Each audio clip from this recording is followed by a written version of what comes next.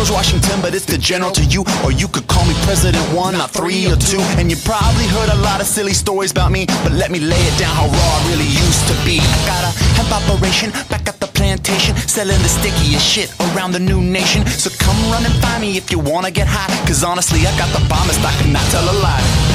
Pick it dry, of course I'm gonna try. Bag it up and brick it and then just let them buy it. And if the Brits wanna come and take a piece of the cut, I'll raise a whole fucking army, let them see what's what. The king's like, yo, I gotta get paid. I'm like, tough titty, cause y'all's a whole ocean away. And you can try to send some ships to come and make me pay up, but that's an awful long way just to suck these nuts.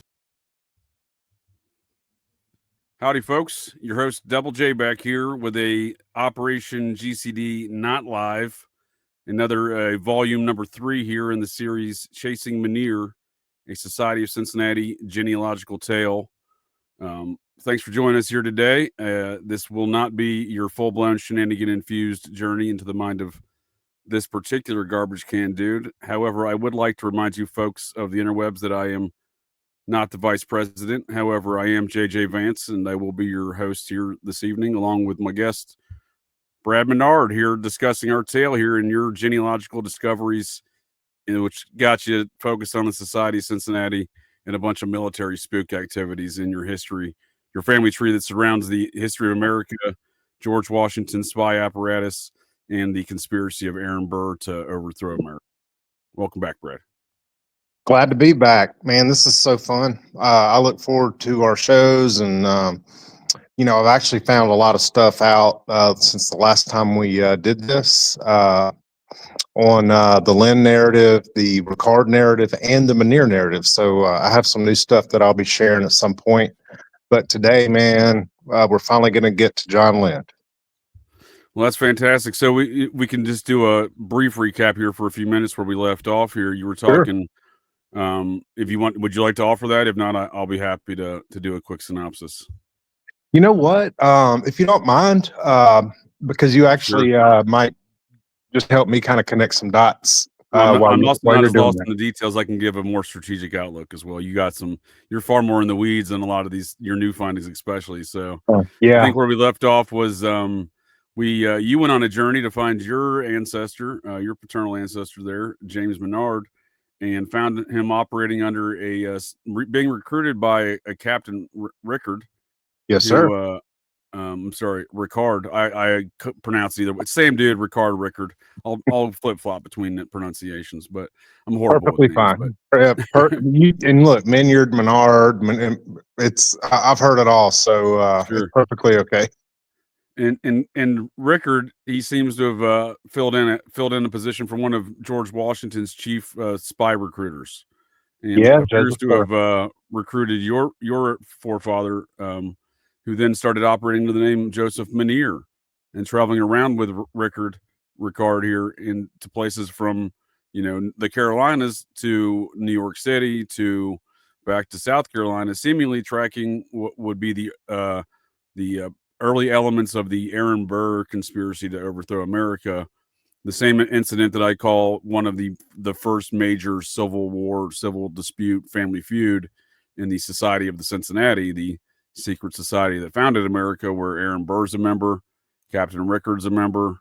All of these folks are deeply ingrained in this story, in this narrative. But it is your ancestor that seems to be operating under the title of the series, Chasing Miniere, playing this role of Joseph Miniere as well, and following around, notably, it seems like Theodosia Burr, who meets an untimely end in her lifetime is after she married into the South Carolina chapter, her father being the New York chapter of the society. She marries into the South Carolina chapter, the man that would be governor at the time of her disappearance and presumed death. But it seems like all of these elements go from the north and the south sides of the if you will, given the Mason-Dixon line, the north and south sides of the Society of Cincinnati kind of intermingling, in these factional war within the society. And these factions out of Charleston, including the Burr, elements of the Burr conspiracy, they would go out and set up shop in places like Natchez, Mississippi, and New Orleans, Louisiana. And these would become, especially New Orleans, would become power centers later in the Confederacy. and a lot of these elements of the Burr conspiracy would set up shop in the areas of the, the south of the Confederate, what would become later the Confederate States. And these elements seem to have been playing a role in that matter as well. But what we're talking about today is New Orleans and Quebec, which like I said, these places later become power centers of operations, financially and operationally speaking, for the Confederate States of America and their financial aspects out of Quebec from European interests, much like Burr and his financial aspects out of Quebec and European interests. And one of those financial kind of players in this mix is John Lynd, who was a famed notary republic in the storyline here, very much involved in a lot of legal documents, transitions of property, money, etc. So he plays an important role. So who is John Lynd? Well, just what little history you find on John Lynd, historians have missed pretty much everything. We have a guy that is a historical figure, maybe not famous, but he was the notary public down in the Louisiana Territory, or one of the notaries public down there, and was just involved with a lot of important transactions with a lot of important people. But before New Orleans John Lynd, there was Quebec John Lynd. And we can't do John Lynd justice unless we talk about Quebec. And we don't really even know where he came from, right? So before he's doing these New Orleans and Quebec operations and this entire spook network. Just like with Ricard, man. I've spent 3 years on Lynd. I still don't know. I mean, I've seen stuff that his mother was a Sinclair. He was born in Ireland, but I've found no hard proof. And until I find the hard proof, I'm just not going to say it. I hear you. It's all these characters in this tale that we're talking about, right? Lynd, Ricard, Minyard, Miniers. We got, Abner Vance, who at least crossed paths with these characters come Rowan County time frame, which is where Lynd would later die, and Ricard would later recruit folks out of, and a lot of activities interceding with Rowan County, North Carolina, in this tale, and that's where Abner Vance, my forefather, would intersect here in this matters. But once again, we're talking spook activity, as the legend goes around Abner being a spy for Washington, and we're talking about spies for Washington, so I'm not surprised they would intersect in Rowan County, circa 1780, 81 there. George Washington, I think we don't know where. Oh, go ahead. What was that? George Washington visited Salisbury, North Carolina in 1781. Which is incidentally the year John Lynd died in Rowan County. The same year, earlier in 1781, Lynd's property was confiscated in Virginia on suspicion of being a loyalist, and then a few months later, he dies in Rowan County. Yep, and that's what we're talking here with this spy network stuff. Really, is all the loyalists, right? So they're tracking the British loyalists and Tory factions of America and early America, the folks that are still doing the bidding for the crown and trying to unseat the power of America and its liberties, right? And that's essentially what I allege the Burr conspiracy was about. Well, Burr's obviously the front guy. A lot of folks involved in that. It's all society Cincinnati focused wars, because these European interests would then compromise, pay off, or whatever, collude with elements of the society of Cincinnati to try to then take power of America. And again, that's what we're talking about, these loyalist factions. So Lynd would be declared a loyalist, and then he would die shortly thereafter. At the same time, same time, George Washington, Daniel Boone, Davy Crockett, Abner Vance, and gang. This would be after Rickards left Rowan County, correct? Is he still there in 1781? Ricard, he's not there yet. He's not there till 1790, right? Ricard is still serving in some capacity in the Revolution, because the war technically ended in 1782, right? 1783. Yep. 1783. September 1783. So Ricard's still serving during this time. He doesn't make it to Rowan County until 17. What are we talking here?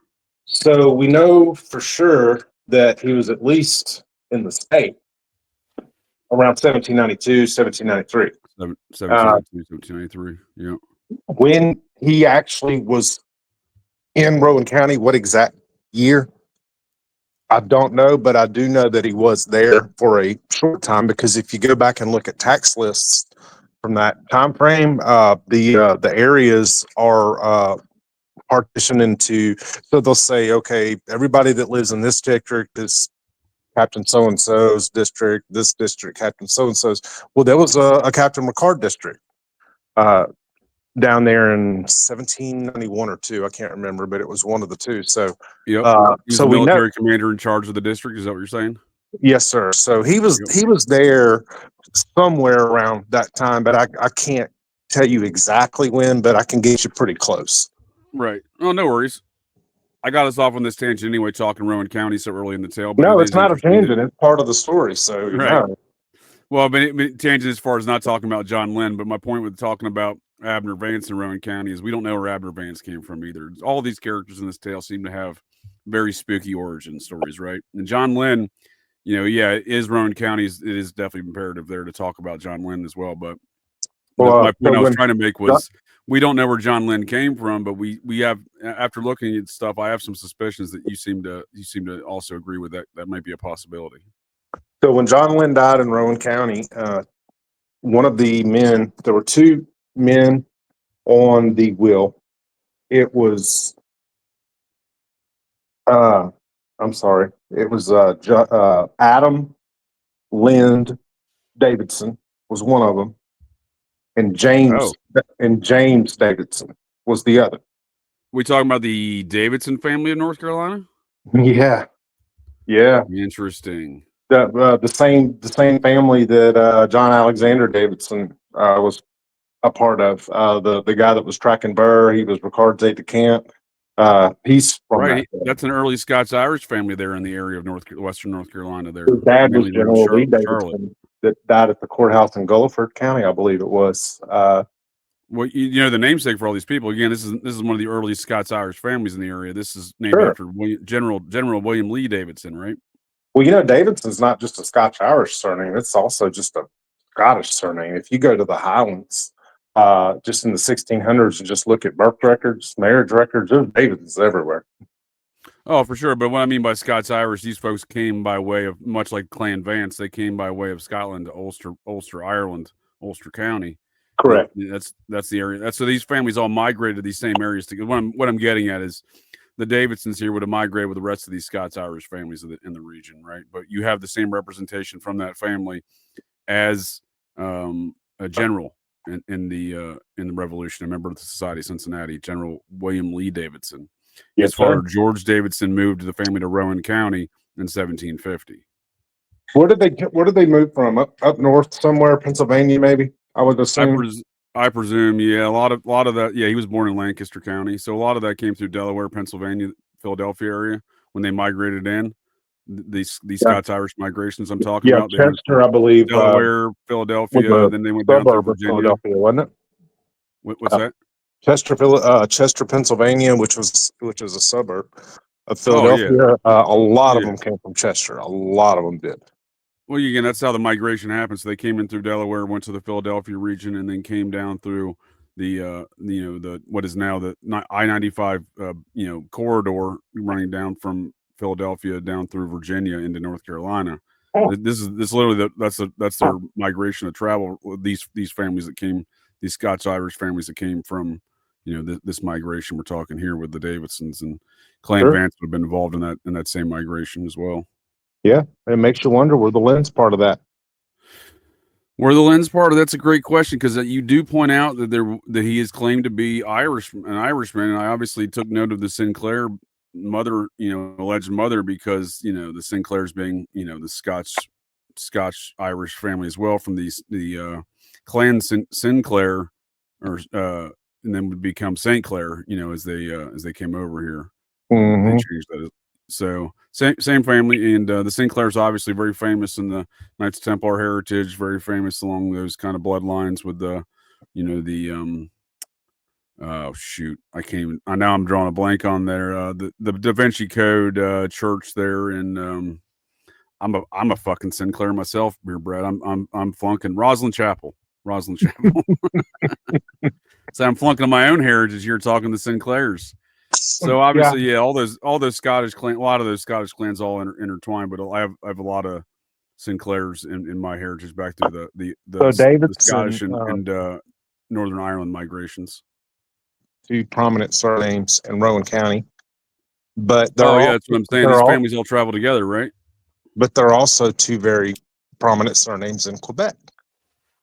In fact, I was just telling you off camera that if you do the new AI search and you do an intersecting search with the two surnames, Davidson and Lynd, for the entire century of 1700s, the only two places in the world that both surnames appear in the 1700s are. Oh, I lost you there, Brad. The only, I'm sorry, can you hear me? Good to go. Okay, you hear me? Yep, good to go. Yep, sorry about that. But the only two places in the world that had both surnames, at least on paper, in the 1700s, were Quebec, Canada, and Rowan, North Carolina. Well, that's interesting you say that, because I do realize that this man claims to be an Irishman. I've yet to find any independent third-party sources to confirm such matters. I actually have my own theory on that, but I haven't verified it. Let me hear what you got before I share with you mine. I think John Lynd was born in the Highlands, as was Ricard. I haven't been able to prove either theory yet, but I have birth records in the Scottish Highlands of both names. Now, it's very possible that the documents I'm looking at are not those two men, but the birth years are definitely in line with kind of what you see as far as approximately what year these men were born. But the William Ricard that I think may have been him that was born in the Highlands actually had a twin brother named James Ricard. And he was also an officer. James Ricard was also an officer during the Revolution, but it's all theory at this point. I can't prove any of it. The Highlands, and they migrated to America and fought in the Revolution. Is that what you're saying? They came over at some point. What years we talking birth date wise? Ricard was 1764 and Lynd was 1760, I believe, which jives really well with probably what these men's actual ages were. But again, I haven't substantiated it, so it's just kind of a theory right now.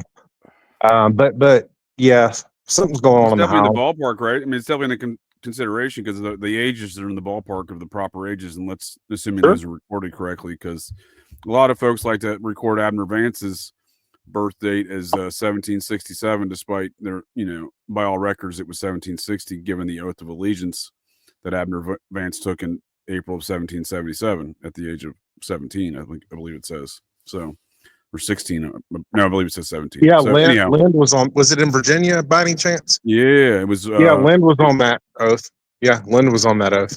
Yep. It was there. It was just across the border. So it seems like everyone there in Western North Carolina went right across the border. Well, what is now Western North Carolina was in southwestern Virginia. They went across the border. Well, what is now a border. They went to the nearest area in which to enlist, right? That nearest area in which to enlist at the time was Chatham, Virginia. Still a very remote area today. I mean, we're talking about, this is Appalachia still. Thomas Minyard joined the Virginia militia in the Revolution and ended up north.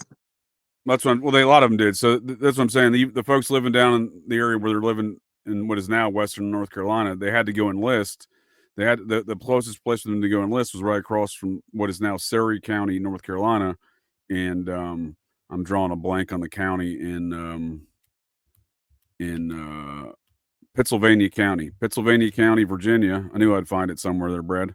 Pennsylvania County, Virginia, Chatham. That was the closest place for them to. What is it? Spotsylvania. No. That's a different area. That's up north or further north. Oh, my bad. Pennsylvania, and it's Chatham, Virginia is the county seat, and I've been there. It's still, like I said, still a very remote small town. I mean, it's not far from the highway necessarily. You can get to the highway within like 30 minutes, but the interstate, but it's still a remote. It's got a state route that goes through there, but it's still a remote area. and it's definitely in the foothills, the lower foothills of Appalachia there. That's what I'm saying. So you if you were in that area where these folks were living, they had to go to, that was the area they had to go to enlist. Like that was the closest region, it seems, right? So that's where Abner was, and he claims to be 17. But folks mess with them birth dates. Like I said, someone just changed his name to Will Ferrell on the Mormon database. So I don't know what any of that's about. I've written apparently it was done by a Terry Vance. I've written my kin folks, said, why are you changing Abner's name to Will Ferrell? You know what I mean? So maybe these are the games that are played around these characters. So humor. Maybe he had like a youthful, goofy sense of humor. Well, what's strangely enough is Abner died on July 16th, and the only reason I know this is because my birthday is July 16th. Will Ferrell's birthday, the actor Will Ferrell's birthday, is also July 16th. So it is weird that they've changed his name to Will Ferrell because Will Ferrell's birthday is July 16th as well. And that's apparently Abner's execution date of hanging was July 16th, alleged execution date of hanging for murder, but. That's a different mystery altogether. My point with this Abner stuff is with all these name things and changes and stuff, finding John Lynd's heritage is proven to be a difficult task and will continue to prove to be, considering the elements that go on with the tomfoolery with changing folks' names and records and stuff today. Right? It's not even just trying to chase down some old records. It's like folks are just obfuscating it in current era. Right? It's trying to hit a moving target underwater. There you go. That's a great way to put it, Brad. That's a great way to put it. So I have a theory on John Lynd. I like your theory because, again, I think a lot of this stuff comes from Scotland, right? All these Scottish clans, my Scottish clans include. I'm not. I'd love to hear your theory on John Lynd, man. So my theory is looking at these characters, right? Knowing the narrative that we've kind of identified, the outline of these activities surrounding the Burr conspiracy, surrounding Ricard and Miniere running around chasing down Theodosia Burr, doing these things in and around other folks in the spy network, not just Ricard, who's seemingly the chief spy recruiter in Washington's network. We got the Dewar folks right up there in New York City. That Kitty Dewar seems to be operating some sort of boarding house or center of spook operations. Washington had walked her down the aisle, right, and William Dewar was his. Literally his chief. He walked her down the aisle, and also at his inaugural ball in Manhattan in 1791, I think it was. There were only about 300 people that showed up. That sounds right. 1791, and it was mostly world. Whoop, you there? You're cutting in a little bit, but I'm here. Yeah, sorry about that. It was mostly just politicians, world leaders, but there were social people there too. But the doors were there. Brad, if I may, if your connection's bad, you may want to just run your no videos. Keep going no video. Okay. That's probably what happened. I would say it's definitely the connection is degraded once you turn your video on. Okay. No, going around, consider, what's that? Is that better? You're good to go, sir. Okay, great. Much clearer already. I think it's just, you're eating up more data and we're trying to do the video along with it, but I appreciate the effort. So, William Dewar, being the chief of Washington spy operations, right? So, and Kitty Dewar, his wife. So obviously Minyard and Ricard, they're all running around the scene chasing the Burr conspiracy. It seems, again, Burr out of New York, chapter New York City, living there, and then they chase his daughter down too. What's that? Go ahead.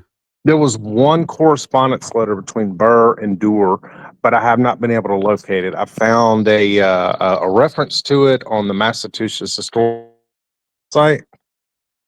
Like they have it in an index or something. Yeah, but I have not been able to unearth the correspondence and what the nature of it was. Well, that's good you found an index of it, because maybe it's not digital yet, right? A lot of stuff isn't scanned, like especially shit that's old and people have deemed it unimportant. Right? I think most of the good stuff out there has not been scanned. I think that's stuff you would have to just dig for. Brad, when I started this journey in the Society of Cincinnati, circa, we'll call it 16 years ago, roughly. When I started going in deep on like interweb searches and libraries and stuff, there was so much more information available on the interwebs at that time. than there is today. So a lot of this shit, what you're saying, a lot of stuff hasn't been scammed. That's true. I agree with you, but a lot of shit's been obfuscated as well. You know. So with them following around all this Burr stuff, right? You know, following Theodosia Burr down to Charleston from New York City, right? And immediately preceding her disappearance in that time frame, and also, you know, doing spook operations following her, it seems. And then it also seems that that all coincides with the War of 1812, right? Because she disappears no, New Year's Eve, 1812, right? January 1st, 1813. What's the official 12 or 13? Yeah, it was one of them.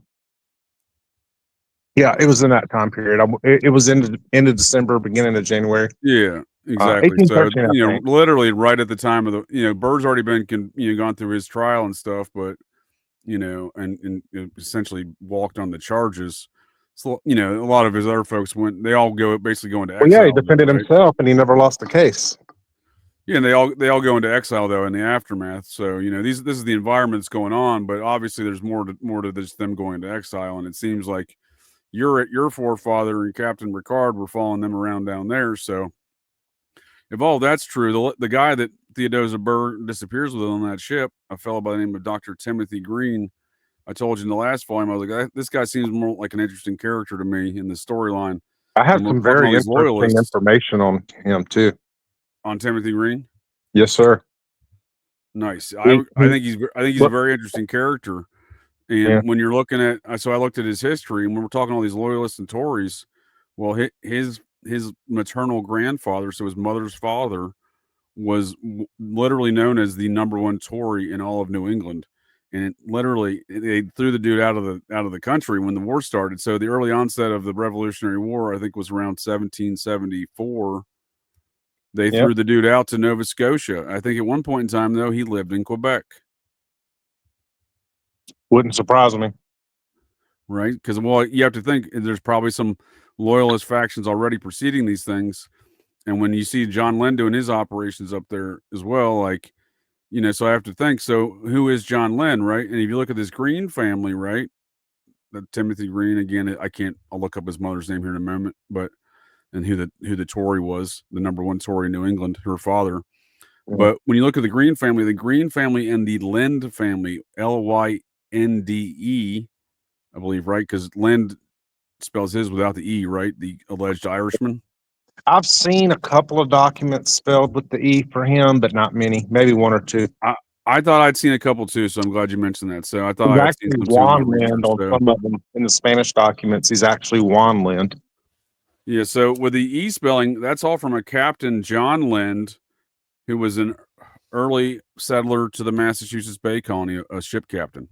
So, and it would make more sense to me that this Lynd that we're talking about, John Lynd, is a descendant of that John Lynd. He very well could be. Because they're so intertwined with the Green family, right? Everything's on the table. Oh, for sure. And every generation of the Green family, Dr. Timothy Green's family, his paternal line, not his maternal line with the #1 Tory, his grandfather, but the paternal line, every generation, if the Green family and that Lynd family are intertwined. So they're essentially the same family. Probably. Well, how strange would that be? Because Lynd's essentially a Burr supporter, right? He's at least a supporter of Wilkinson, right? Who was Burr's backer, General Wilkinson. Right? I really haven't determined if he was actually supporting Wilkinson or if he was just doing it publicly. Because it doesn't make any sense that he would. Well, it doesn't on paper, does it? I mean, again, when we're talking spook activities, I know what you mean, but that's what I'm saying with my theory of John Lynd's heritage being of this Lynd family of Massachusetts Bay, intertwined with the Green family, again, essentially the same family. It makes a lot more sense to me that he'd be supporting the Burr and Wilkinson faction as a loyalist to the British, the Crown, from his family, right? The Green Lynds and his maternal family, right? They're all, that whole situation's all loyalists. So that's what I'm saying. It paints, I like your theory of the Scott Highland guy, but I think they were competing theories at this point in time. But what's your thoughts on Timothy Green? Because he is an interesting character. Well, he was Aaron Burr's best friend, and he I don't know if he was involved in the Ozzy Land scandal, but there's a lot of correspondence with Timothy Green regarding the Ozzy Land scandal that's in the Georgia archives. It's not digitized. I would have to actually go there to see it, but he obviously knew about it and obviously thought it was important because there's a lot of correspondence regarding that topic with Timothy Green. And this is the same guy that disappeared at sea with Theodosia Burr. This is the same guy who had two brothers who also disappeared at sea. So maybe it's just like a family thing. Maybe they just know how to do it. Maybe they're good at it. I don't know. That is an option. They could just be disappearing, right? Faking their deaths. Well, or like whatnot. you said, if their daddy's the main Tory, they have every reason to disappear. Yeah, exactly. They could be involved in some warfare. They could be disappearing from that. They could be disappearing because they got murked. You know what I mean? So, for example, coming in and out of there, she's often described as the ship going down somewhere around Nags Head, North Carolina area, and that was often described as pirate activity. Well, I would argue that's often been a spot of technically, I guess you could call it pirate activity, but Templar activity for many, many, many years in this country. Oh, you're talking about the North Carolina coastline? Exactly. Oh, I wasn't unaware of that. Oh, well, with the pirate logo, the skull and crossbones, that's the naval flag of the Knights Templar. That's where that flag comes from. I wonder if there's any correlation with the 33rd degree Masons. When you get to that level, you're friends with all pirates at sea. Is that how they put it? Well, I mean, there's probably something going on there, right? But there's a lot of famous pirate activity going on in and around this era and around this region we're talking about. So Blackbeard was murked allegedly around 1718, not by a Minyard, but by a Maynard. Apparently, one of my forefathers or forefathers' brothers, one of the two, and also one of Charles Manson's forefathers or forefathers' brothers, one of the two. It's disputed in which Maynard it was, but it was a Virginia militia. We're talking about, how the Carolinas didn't exist yet, so these are Virginia militiamen murking Blackbeard down there. So they went on a Blackbeard campaign to murk him. So everyone's heard of Blackbeard. So the area we're talking about was high in pirate activity, but again, this is a pirate that's infamously known for his skull and crossbones. Because again, I would argue that this was a long-going dispute with the crown and these same families, and these just happen to be the seafaring components of those families that had long been the seafaring components of those families, dating back to the Knights Templar. There's a lot of seafaring going on in this tale, man. There is, isn't there? Lot of nautical traveling. Nautical travel. A lot of traveling. So Theodosia Burr, her ship allegedly goes off. She disappears over in that region there of North Carolina on the coast. So I would argue perhaps, she may have went through enemy territory, right? At a time, again, when shit was popping off. They may have been safe going through their, months preceding that, whenever Homeboy came down to pick her up, Green. I think he came down in November, I believe. May have been cool then, but shit might have heated up, warfare style after that. Because again, we got the War of 1812, and we're talking about when the British burnt the White House. So we're talking some full scale, infiltration, invasion, combats of America by the Brits. We're not sold these complete narratives today because we're sold the crown history. So we're talking about non-crown history today, Brad. And so that's what I'm trying to infer here is this may have been early onset of that same conflict. Burr's in exile. They know he's still doing stuff because again, your forefather and his boss and associates of all Washington's spy apparatus have all been following these things. This is obviously after Washington's death, but these folks are still conducting operations, presumably under the guidance of the Society of Cincinnati, which becomes interesting because the shift of the power goes to South Carolina upon Alexander Hamilton's murder, right? So we're talking about this power struggle of loyalists and kind of, this civil war within the society. Well, the third president general of the society just happens to be a man out of South Carolina, where all these activities are proceeding here, all the spook activities going on with your peoples in Charleston. Well, Pinckney becomes the third president general when Burr assassinates Hamilton, correct? Brad, you there? Yes, sir. Yes, sir. He was the third. Yes. So you see what I'm saying as far as painting out some of this north-south warfare that preceded the north-south warfare of the Civil War. But is both of these things are really focused upon the internal civil war of the Society of the Cincinnati. Yeah, it seems like it. That's what I'm saying. So she could have lived, right? She could have disappeared, just like the Green Boys, like you were saying. But I just think, given the chronology of events that's both preceding and succeeding her disappearance, given all this warfare stuff, and again, she's already being spotted. We know she's already being followed, right? We presume as much.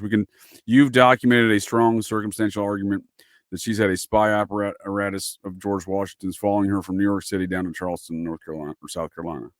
Yeah, it seems like it. Yeah. So I'm just saying they knew where she was. They had eyes on. If this was an early onset to that same warfare, I don't put it past somebody to murder Aaron Burr's daughter, the governor of South Carolina's, wife, and that governor of South Carolina also likely being a member of the society via his father, right? Alston. Yep. Yes, sir.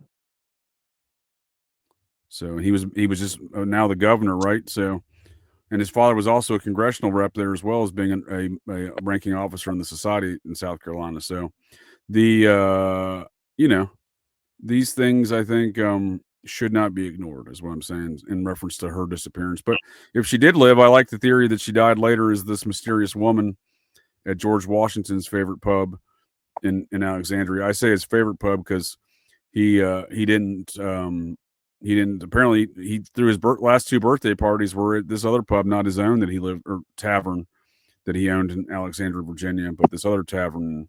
I like that theory is being, again, more of this espionage, right? Again, you've carved out all this Society of Cincinnati espionage in this warfare amongst themselves. So if that's the case, why wouldn't she? If she did live, why wouldn't they murk her later at a pub such as that, tavern such as that? Yeah, it's conceivable for sure. So we go back to all the spook activity in John Lynd. So where's John Lynd? We got a little bit of detract from that, but no worries. I'm sure there's more of my more of my tangents here. So John Lynd was the man, the myth, the legend, John Lynd, because we don't know where he's from, right? You got some good theories. I've laid out another good theory. Both of them seem equally as plausible because, again, yours paints a heritage picture that I know exists here, and mine paints a political warfare picture that we also know exists. So somewhere in the middle of these two theories, Brad, we're going to find the origins of John Lynd eventually. But who was John Lynd and what did he do besides this notary business? Man, that is the $1 million question. I wish I knew. I know a lot about John Lynd, but I wish I knew more. I wish I knew more about his genealogy. Just somebody that played such an important role in all these activities. Similar to William McCard, it's just odd to me that I have not been able to determine his genealogy. So is it a secret? Because Did John Lynd know John Lynd? That's a good question. Did John Lynd know who he was? Did he have a strong self-identity? Yeah. Yeah, that's a good question. Who was he? Because he was everywhere doing a lot of these same kind of, like, he seems to have only operated under one name, but he was everywhere doing a lot of spooky activities. Yep, and all the spooky stuff started in Quebec. There you go. What year is this? What year are we talking? Well, he died in Rowan County in 1781, but there was some stuff going on in Quebec before then, and obviously afterwards. The first record I have of him in Quebec is in 1774.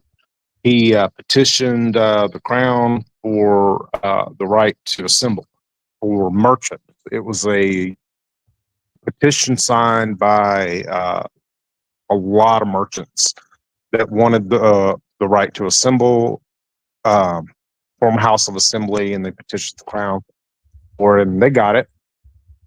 And but that was according to my timeline. I mean, if I find something else, I'll definitely include it in here. But the first record I have where I know 100% it's John Lynd was it was actually November 12th, 1774. I'm just reading from my timeline here. He petitioned to obtain a house of assembly in Quebec. The next, that was 1774. 11 years go by. So, Brad, if I may just interject, what exactly? I'm going through the timeline here on your website as well. What exactly does that mean here to obtain a house of assembly in the said province? I guess maybe the Crown didn't want people to form conspiracies, so every time somebody wanted the right to assemble like-minded people, they had to get permission from the Crown because Quebec was still under British control, I believe, in 1774, after the Treaty of Paris. But so am I? Maybe I'm just oh wait, no, that was looking at it improperly. Is that a government position? I don't know. I think like a house, like a county government position, almost, maybe, or something. maybe just in the mechanism in which it functions, but as far as its title, I don't think it is. Oh, no, I'm sorry. I'm looking at it politically. This is a religious house of assembly. So this is all. Actually, there were more. There was a house of assembly specifically for merchants, and then there was a house of worship. So that's what I was. Yeah, so he wanted both, and I guess he got both.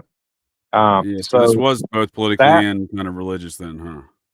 So that was in 1774, and then of course, so I guess he just had that set up before he died, because 4 years after he died in Rowan, now he's petitioning the Crown for a house of worship with Constant Freeman. Constant Freeman is on the petition with him. You are correct, sir. In the Quebec Act of 1774 by the UK Parliament established procedures of governance for the province of Quebec. So this dude was getting integrated immediately upon this act is getting integrated into the religious and political structures of Quebec. Yeah, it kind of looks like just from the timeline that he set that up. Yeah, and for sure. Just, goes away for a while, goes down to North Carolina, Virginia, dies, and then comes back. But now here we are in 1785. He's with Constant Freeman, petitioning for a house of worship. And Constant Freeman is another society fellow, right? Yeah, he's an interesting dude too. I mean, he's one of many. So then that begs the question, and we don't know where John Lynd comes from, but it begs the question, how does he get so integrated with the society of the Cincinnati? Oh man, that's the further we go down the further we go down the rabbit hole with Lynd, I think we'll probably get closer because I mean we've only scratched the surface with him. There's so much I can share.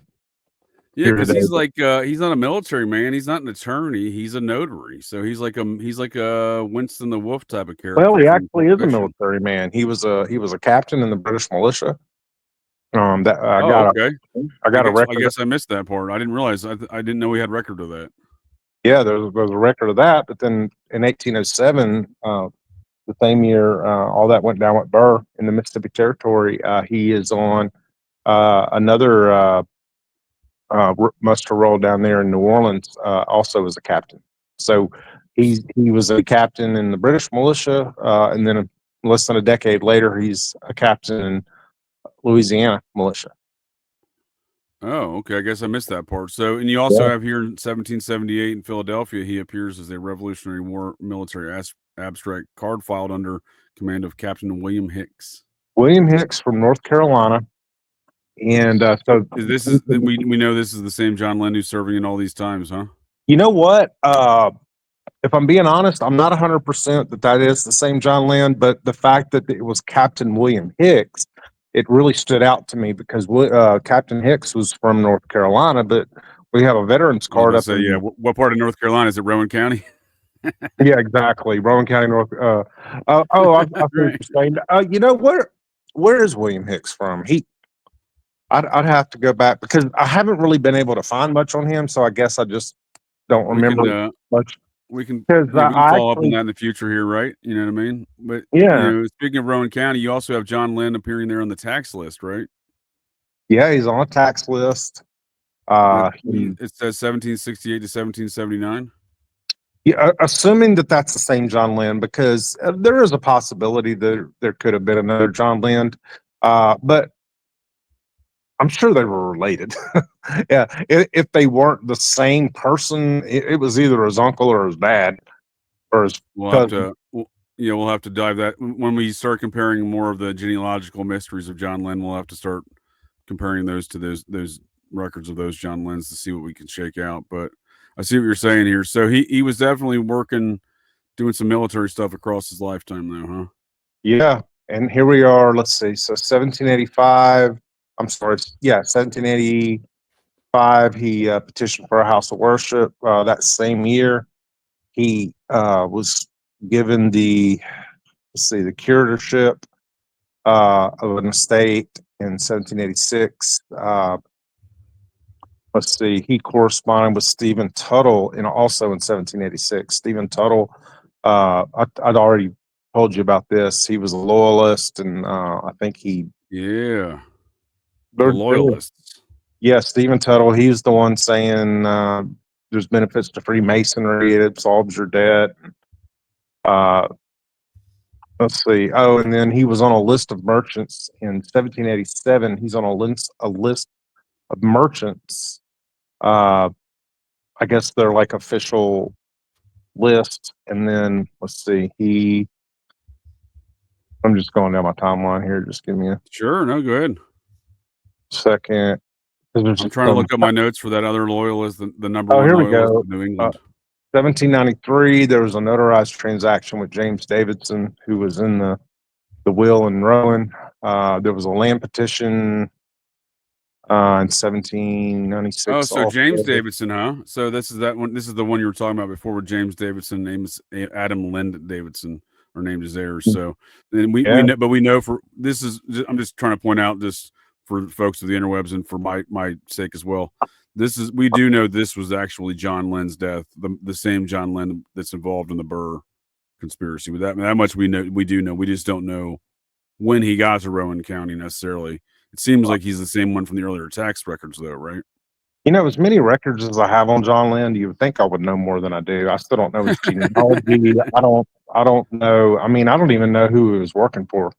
I think he's working for everybody, man. I really do. I think he was like the guy, and there's a more recent guy in the Vatican P2 conspiracy, a guy by the name of Licio Jelly. And if any folks of the interwebs or yourself, Brad, if you want to check out the Vatican P2 conspiracy, the Vatican bank scandal, which involved a lot of American financial stuff too, that got kind of swept under the rug. But the guy running that over there in Rome, this Masonic lodge that took over all the Vatican financial aspects and politics, etc., was a guy by the name of Licio Jelly. He literally worked for everybody.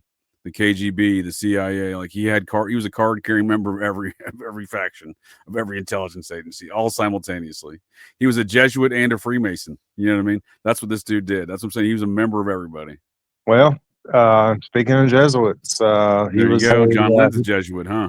Well, he bought the Sillery estate in 1799. He's a resident, and I guess he has people living there. But after he left Quebec, the Crown confiscated the property.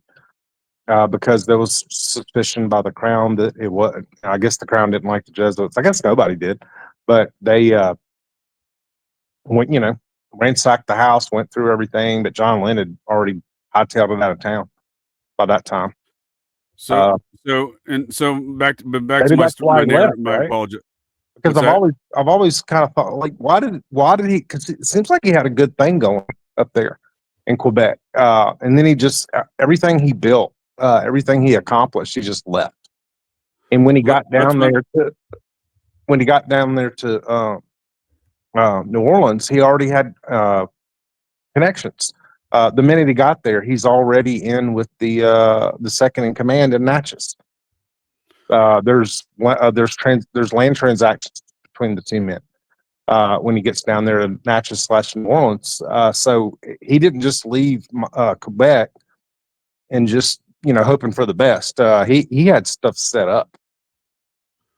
Right. But that's what I was getting at before with this chronological stuff, right? So we don't know. We presume that the John Lynd that dies here in January 23rd, 1781 in Rowan County is the same John Lynd or the father of the John Lynd from Quebec, right? Because if it's the same John Lynd, that's a fake death, right? But if it's the father of, then that's the son that's the one in Quebec, right? Is that the narrative we're it's working possible, with? But there's no there's the record of John Lynd. It's very there's just a gap. So in 1774, sure. Well, there's a lot of gaps in a lot of these records. Yeah, but so that's like the first record of a John Lynd in Quebec was 1774. The next record isn't until 1785.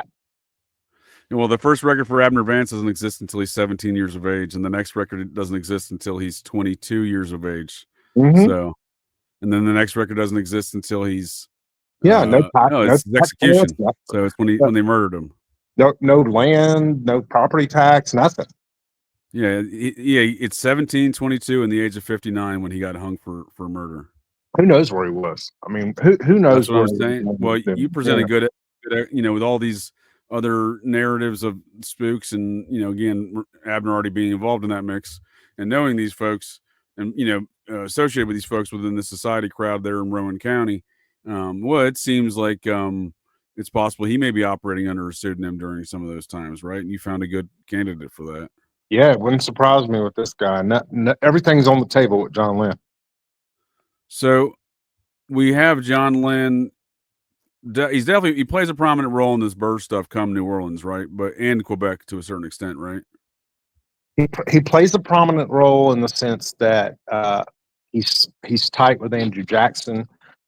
There's a record of him as a captain the same year that Burr is in the Mississippi Territory. So he's connected in that sense. I have no direct correspondence between the two, but I'm sure John Lynd was well aware of who Aaron Burr was. Yeah. So we're gonna have to call them for the moment John Lynd 1 and John Lynd 2, because at least in the respective, unless he faked his death, right? That's fair. Yeah, because I actually have entertained the possibility that it is 2. Yeah. So John Lynd 2 is the one that's So he's deeply intertwined with the French aspect of the society as well, right? You have here July 1st, 1811, New Orleans, former Marquis de Lafayette's aide-de-camp Guy Duplantiers files suit against John Lynd. So proclaiming Lynd did not pay for goods delivered. Man, I don't think John Lynd ever paid his bills, because there's people bringing him to court saying, "Hey, man, you owe me money." It's like, John Lynd, you got all this money. Why are you welching on people? Well, but you got here the witness, the court clerk supported Lynd. Yeah, he did. Yeah, so you have this factional stuff going on with now the French side of the society too. So Marquis de Lafayette being the French leader of the society chapter, and their top general, and then this is his aide de camp, and this family, this guy Duplantiers fellow.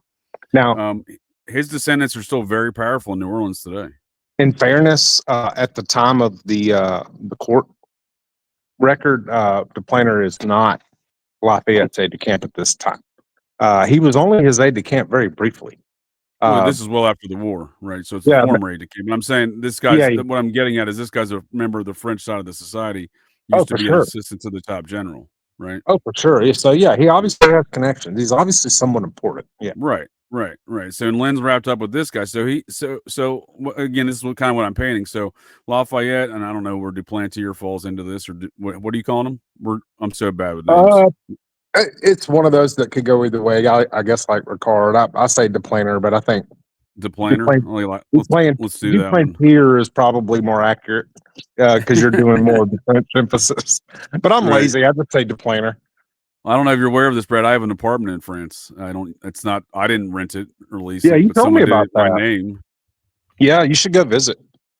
You have a place to stay, man. You don't have to pay rent. I have the lease. They sent me a copy of the lease. I get every month. I'm like, am I going to get it the invoice and it's paid for? And yep. And it says it ain't my credit card at the bottom of the statement, but someone's paying for this thing, and they're sending me the invoices, and they're sending me the one day the water went out in I bet it's John Lynd. I bet it's him. Well, I blame folks like Guy Duplantiers in the French Society of the Cincinnati is what I'm saying, but.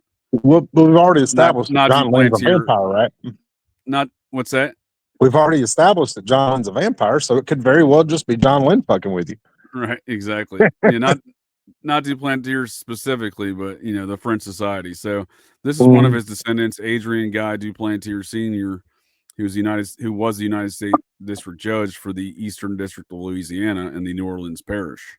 So and served in the Louisiana State Senate for the New Orleans Parish. So when I say these society families still do stuff today around here, it's the French side too. The French side is far more accepted in America ever than they have been in France. They were banished from France until 1925, I think it was. So and Napoleon let them all out of jail because they're about to get their heads lopped off. Some of them lost their noggins. Yeah, some of them did get their heads lopped off, but they got saved by their fellow society member Napoleon. Correct? Yes. That's after their fellow. That's after, again, speaking of these civil wars. That's after King Louis Philippe II, who the society put into power, would later put into power. Right. That's who Napoleon would have to unseat in his coup. Again, speaking of these society coups, well, Louis Philippe was a member of the society. He was a major at the age of, I think, 18 there in the French chapter. Yeah.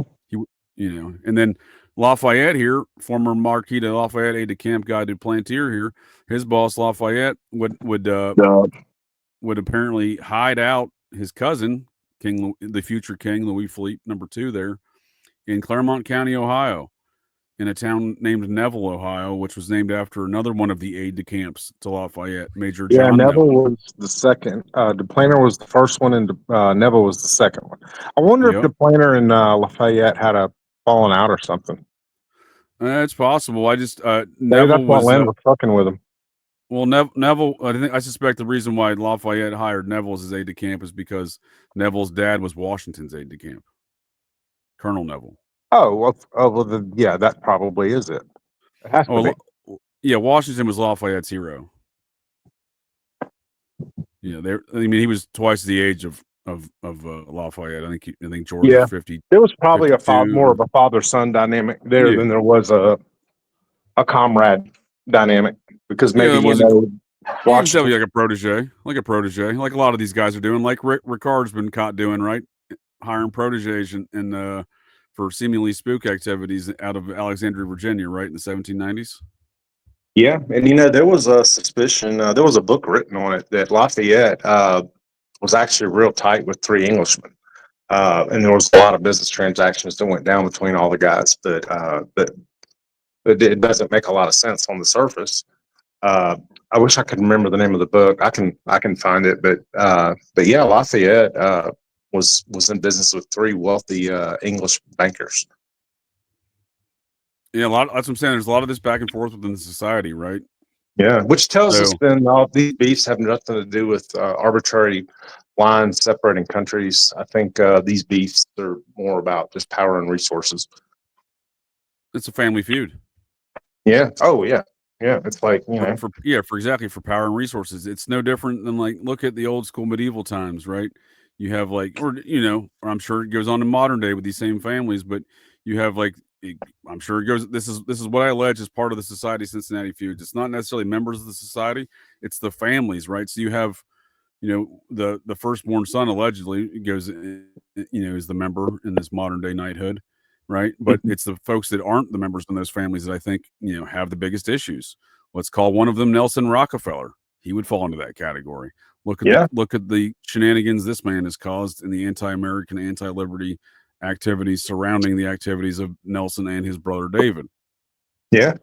They're part of a society family despite not being members, right? So this is that whole main, you got your main firstborn son, then you got your cadet branches of a family, right? And their lineage or their terminology.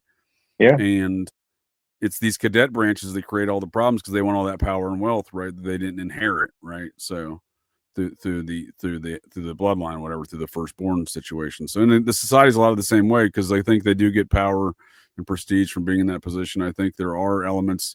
There's numerous things causing these factional disputes. One of which is the anti-liberty faction. Another one is within that, internally in the subsection of those factions, you have people vying for power within those families, right? And I'm not going to say I don't know how the membership works exactly. I don't have a card. I'm not a member, and I don't know. Yeah, all we can do is just kind of look. We're on the outside looking in. All we can do is connect the dots. For sure, but if you look at that's a good way to do it. We were on the outside looking in, because if you look at the way other things operate within these same kind of quote unquote royal families, even back to the old lands and the old times, well, they off each other, right? They're happy to kill one another within a family in which to seize power and control. So that's kind of what I'm inferring goes on. If you look at the society in that regard, it's all one big family, and well, then, yeah, that's kind of what we're looking at here. Yeah, the power and control of America. So let's unpack here what John Lynd's doing. Oh, and one more thing before I forget. So before he went to New Orleans, before he permanently moved to New Orleans, the last thing he did was he acquired 400 acres of land in Quebec. So it's strange. If I got 400 acres, what year was that? What year was that? 1803. But if I had 400 acres of land, I'm not leaving the next week. But it's like what? That's a strange happenstance in the timeline that he gets this large land grant, one of the largest ones, and then he just leaves. Yeah, and so we know. So in regards to John Lynd #2 here in the post 1781 from Rowan County era, the Quebec and New Orleans activity, right? Yeah. We know these are the same. We know that John Lynd #2 in this category is the same John Lynd because he's intersecting with Constance Freeman up in Society. Yeah, but I don't want to spoil any of the New Orleans stuff though. No, that's fine. I'm just trying to establish that we know this. We've within your research and what I've looked at as well, and we've confirmed, you and I have confirmed that this is the same John Lynd in the Quebec and New Orleans operations, and likely this more than likely the son of the other John Lynd, but definitely seemingly connected in some regard. Yeah, because like I said earlier off camera, if you go to Family Search's new AI function, I sent you the link by the way. But if you go on their AI function and you do an intersecting search where you put two different searches or search terms in quotes. So I did Davidson and I did Lynd. The only two places in the world that had records with both names in the 1700s, the whole century, were Quebec, Canada, and Rowan County, North Carolina. Well, it makes a lot of sense to me. He comes from Rowan County because Tryon. That was his stomping grounds. Tryon asshole was a big time British. He was in control of North Carolina. He's got so much connections with the North Carolina factions of the society as well, right? The families and factions down there. He's got so much cross. And there were a lot of folks in North Carolina that. You had a lot of stuff with the rebellions and the regulators and all that, but there were large factions in North Carolina that did not want to go on the Patriot side. In fact, strangely, oddly, the Highlanders were Tories, which they had every reason to hate the British because the British wiped out their ancestors at Culloden. So the Tories had more. The Scots had more reason than anybody to hate them, but yet they were Tories. They were loyalists. I think all these folks fall on both sides. I know what you mean, though. I know what you mean. But yeah, even internally, I'm just saying, even theory. What is it? Well, it kind of supports the family feud theory. It's just you have because I think Thomas. Let me give you a great example of that. Ben Franklin's son was the British governor of New Jersey. Yeah, top loyalist in New Jersey, Benjamin Franklin's son. So. We're talking. If you want a family feud, how'd that work out, right? Yeah. They never did, by the way. Just telling you from personal experience too. If you want a different family feud, Thomas Jefferson's essentially adopted son. His wife had passed when he was president. Before he was president, his daughter and her husband lived in the White House with him, and he raised their kid as his own son, Randolph. Aaron Burr had a side family. Did you know that? Well, I think they all had side families, Brad. That's what I'm getting at here with Jefferson. Let me just give you the Jefferson example real quick. And that's exactly what I'm talking about. So Jefferson's, and it's another society feud with the Civil War, right? So Jefferson's essentially adopted son, his biological grandson, Colonel Randolph for the Confederate Army. Then you got his actual son, his biological son with his slave there, Sally Hemings.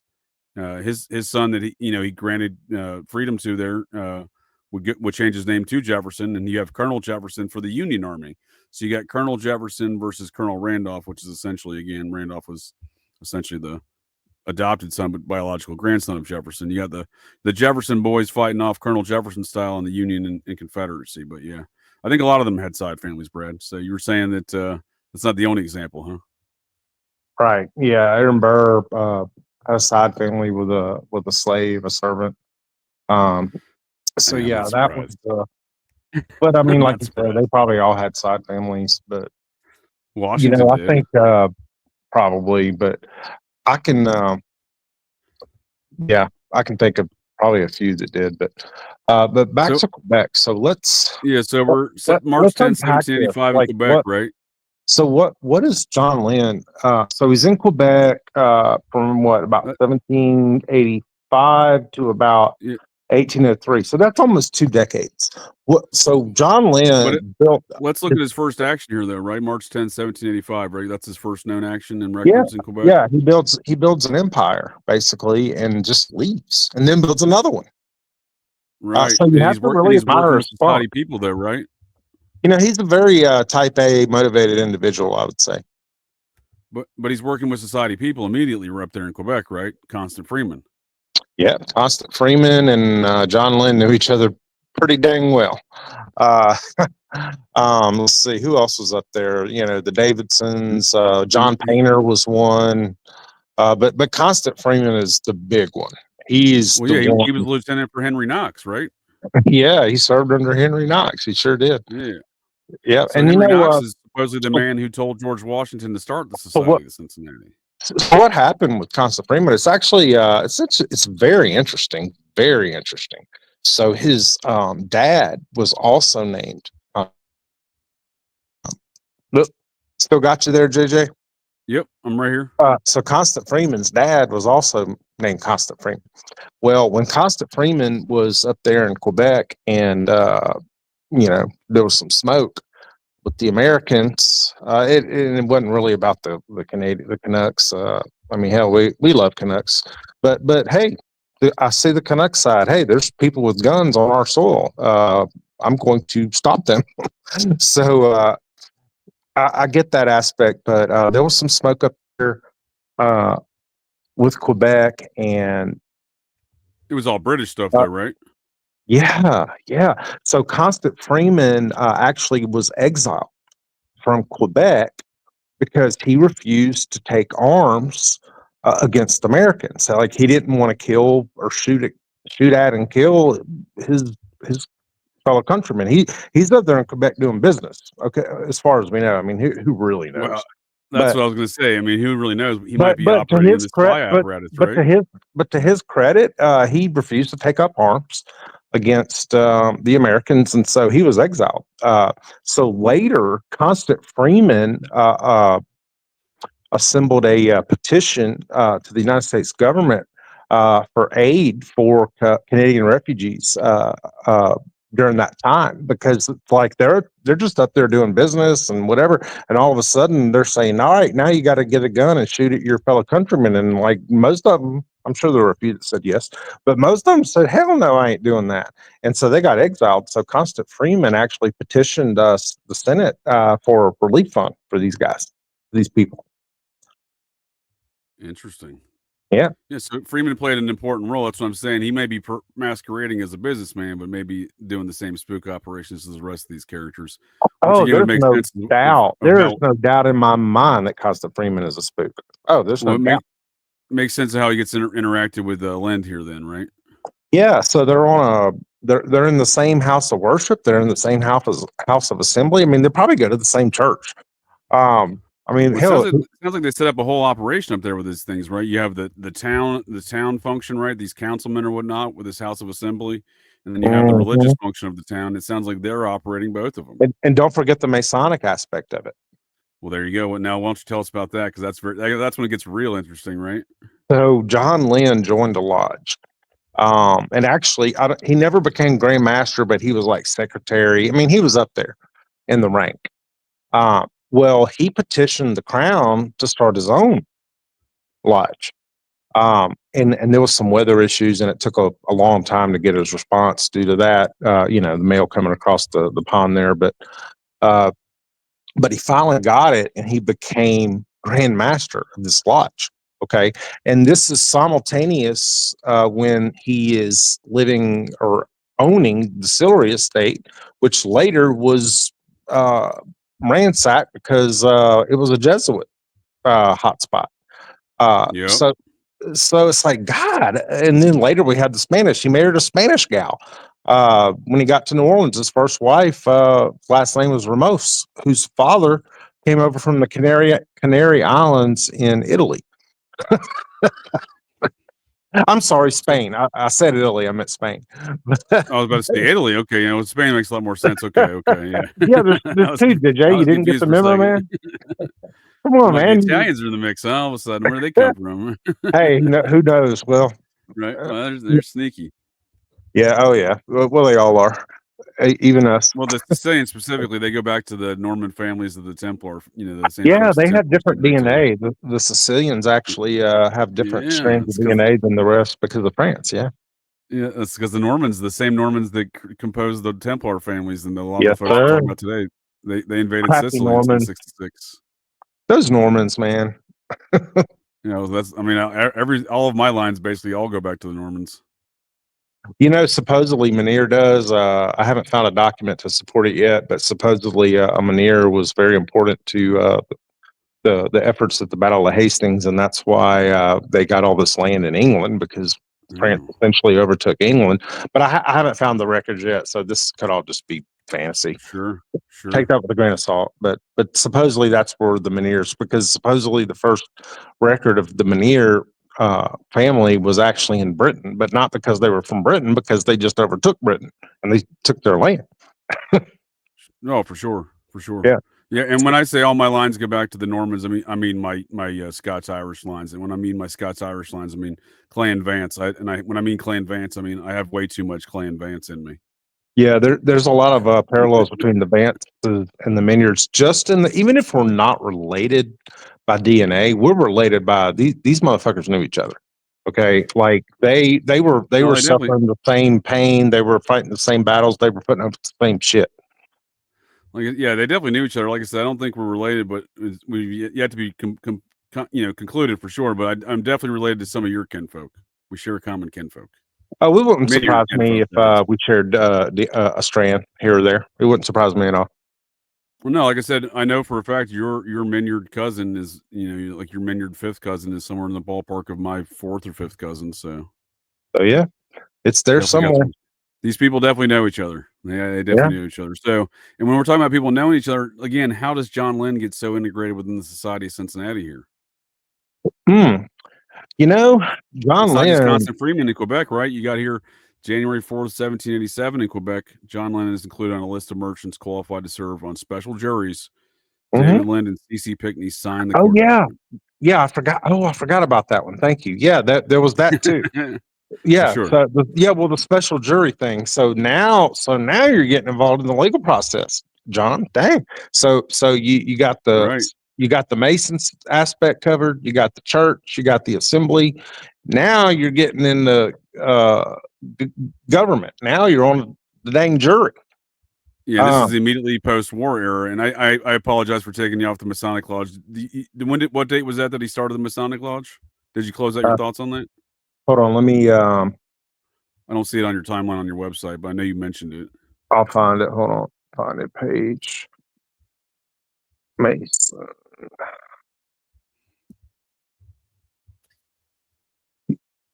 That you're right, JJ. That is not on there. I'll have to put that in. But you could Google it. Just put John Lynd in quotes. Yep. Quebec in quotes, and then don't put this in quotes. Just put Masonic Lodge Grandmaster, and it'll come up. Okay. While I'm doing that, can you describe to folks of the interwebs who C.C. Pickney is, who signs this jury document for John Lynd, appointing John Lynd as a merchant? And by the way, I have to be 100% honest and forthcoming, because, like I said, I'm all about the truth. There is a chance that was not meant. That was not, because if you notice by the record, it's been transcribed. It's not a primary source. But at the end, you see CCPN, which I assumed was CC Pinkney, which probably it is, but it could have been some licensed title too. Like that could have been the Canadian version of certified public accountant or something. So I'm leaving that option on the table because you have to be fair, on both sides. Sure. But you know what? If it is Pinckney, it would be interesting though, right? Because he's back to that South Carolina chapter, right? If I can find that primary source and that is in fact CCP, that puts a whole new paint job on the car. For sure, he's already running around with Constant Freeman. It should be at least considered, right? Because he's already running around with Constant Freeman. But he lived in England for 10 years of his life, going to university at Oxford. John Lynd did. No, Pinckney. Oh, that's I meant my bad. I meant Pinckney. Yeah, I'm scrolling through Pinckney right now. So it's like, well, John Lynd. So where does his look? Because you mean to tell me he was educated at Oxford and he lived in England for 10 years, that he didn't get a little sympathetic to their plights and their causes? Exactly. No, that's a great point. I'm sorry, but you have to remember these are people we're talking about. So this guy lives there for 10 years and goes to university there and makes friends and, gets laid a few times and has good memories. And then he comes back and that's going to be part of who you are. Right or wrong, it's going to be part of who you are. That made up his character. You there?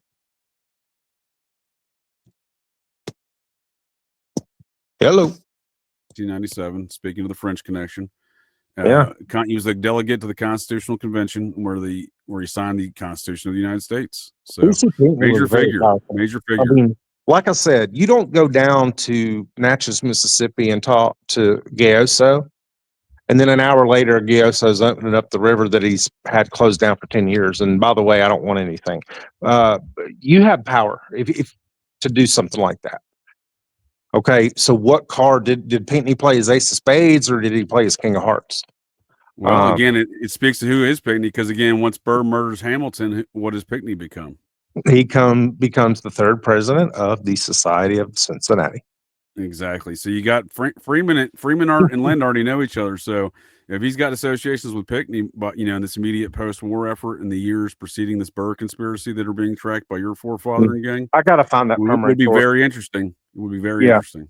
I've got to find that primary source because Pinckney knew Ricard too. I can't remember what document. Oh, for sure. Again, I'm sure there's to a certain extent these folks knew each other through some military channels in the spook network they were operating within. Yeah, and it just makes you wonder because he's not playing the government card. So he sat down at the poker table with Gayoso. He ain't playing his government card. Right. Gayoso probably don't give a shit because if Gayoso cared about that, he would have already opened up the river. Exactly. So what card did he play? Did he play the Masonic card? Did he play the Cincinnati card? He did something. For sure. Yeah. For sure. So is this the Grand Lodge of Bulgaria when we're talking the Masonic card? What's this one with James Lynd? I typed John Lynd. Yeah, that was it. Masonic Lodge. Yeah, that's it. And they got the charter. It took a while because there was some mail issues, coming across the Atlantic, but they finally got it. He becomes Grand Master, and then another year he's vice, whatever. So he's listed as an attorney. And you know what? Maybe in Canada he was an attorney, but maybe it didn't translate when he came down south. I don't know, but he was because John Lynd. The notary goes hand in hand, right? So I guess that does kind of make sense. Well, I don't know because John Lynd's attorney. And by the way, if you're John Lynd's attorney, you're probably pretty good. But his name was William Simpson, who is another guy that I don't know the genealogy on, and it's a sketchy timeline. But William Simpson is on land records with the Forbes Company out of British Florida. Is he kinfolk to OJ? Might be his granddaddy. Who knows? No, you bring up a good point though. So that Lynd's attorney. He may have qualified to be an attorney in Quebec, but not in British Quebec, but not in total speculation, by the way. I have no idea if that was the case. Or maybe Simpson was just a better attorney and John Lynd recognized it. Well, there you go. Attorneys do hire other attorneys at times not represent themselves. That does happen. So that's possible as well. Yeah. But no, it makes sense. The notary thing, because if he's an attorney, then it makes sense why he's a notary, because he's just going to notarize stuff too as well, right? And it's also why he's involved in so many real estate transactions too, right? When you're the notary, every transaction that happens in that city, you're privy to. You know about it. Right. Well, that's what I'm saying. That's also Lynn knew where all the bodies were buried. That's what I'm saying. It's also gives more context to why he's doing all these real estate transactions. Yeah, because he has the inside information. Yeah. I lost count how many. We got to get back to Quebec though, but I lost count how many guys in New Orleans gave Lynn power of attorney. I mean, once I got to about 20, I just stopped counting. So I hear you. So he's the deputy grand master of this lodge in Quebec that he started, right? Yes, sir. You can't make this up. This is 1803. Yes, the sir. RW Grand Lodge of Lower Canada. Yep.